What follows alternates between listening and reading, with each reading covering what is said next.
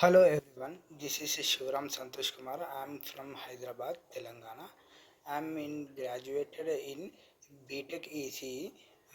After completion of my graduation, I have decided to go through IT sector.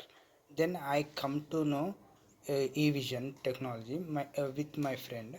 I have joined for the course of e-vision 45 days, which is was learned in place CCNA, cyber security, and Windows admin, ITIL, troubleshooting. After completion of my course, I have placed in a Tata Motor Finance Limited as a desktop support engineer with good placement.